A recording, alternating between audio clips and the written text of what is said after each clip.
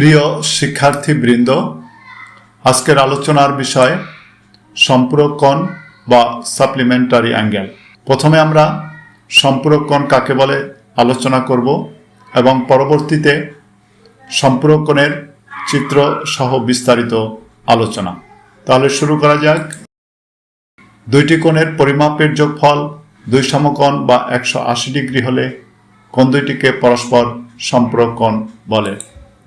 চিত্রে A B একটি সরলরেখার উপর ও একটি অন্তঃস্থ বিন্দু, ওসি একটি রশ্মি যা ওএ এবং ওবি রশ্মি থেকে ভিন্ন। এর ফলে অ্যাঙ্গেল এওসি এবং অ্যাঙ্গেল সিওবি দুইটি কোণ উৎপন্ন হলো, যা অ্যাঙ্গেল এওবি এর সমান এবং যার পরিমাণ 180 ডিগ্রি। ধন্যবাদ সবাইকে।